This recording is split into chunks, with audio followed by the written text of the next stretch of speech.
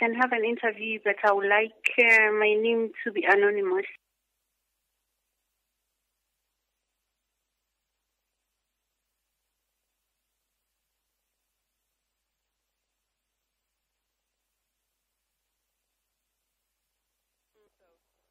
Yes, I'm part of hunger strike. I'm eating nothing. I'm just drinking water. And when I feel like I've got no energy, then I drink sugar water and glucosate. We're complaining because they are holding people more than they should. Like myself, I'm a victim of torture, and I come from Zimbabwe. And if you are a victim of torture and you have evidence, they're not supposed to be keeping you in detention.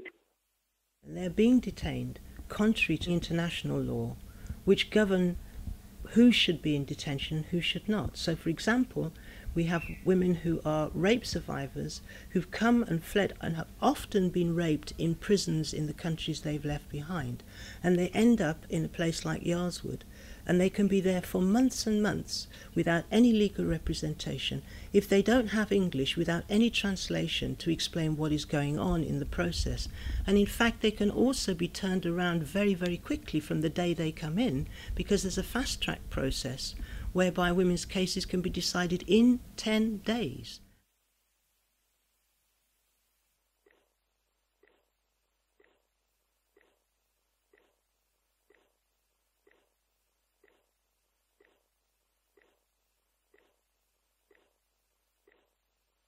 I'm one of the women who were locked up in the corridor when we were on hunger strike on Monday the 8th. We were told immigration was going to address us because we wanted them to attend to our grievances.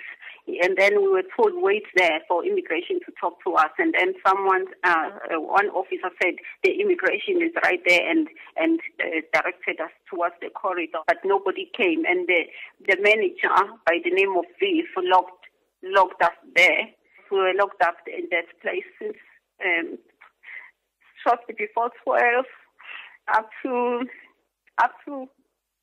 7:15 when we came out. And the treatment was so bad. There was no ventilation. People were collapsing. We had to change our sanitary pads there on the floor. We had to wee on the floor. It was disgusting, and we had no water, nothing. 5 ladies collapsed, and one had asthmatic attack, and one lady has got a sickle cell problem, and a friend of mine is diabetic.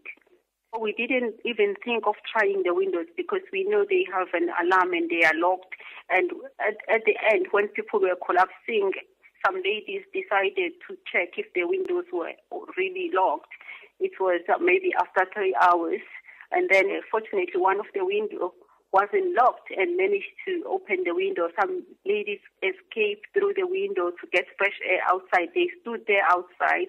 When the officers realized, they came there with some shields, those ones which are used when people are protesting.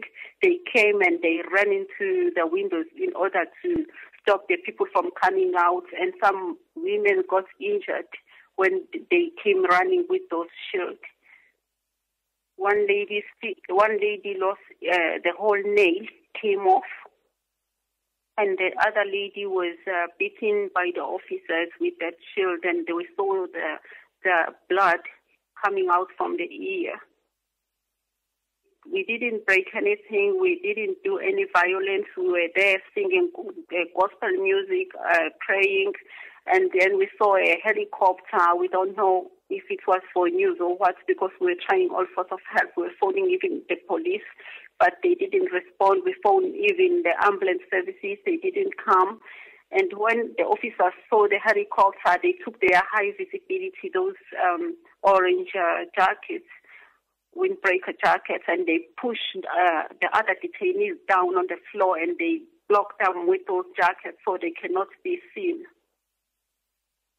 We are not criminals. We came here to seek protection, but the way they are treating us is worse. It reminds us of our past.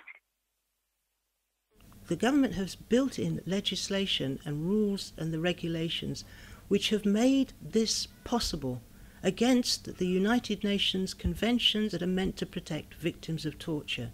because it is quite clear that what they have introduced is a process to remove people, not to give protection and safety to people.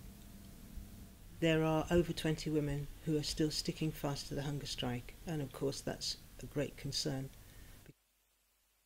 As for me, I will never eat again. If this is the way the detention is supposed to be run here, I'm the one who will be the first to come out with the coffin.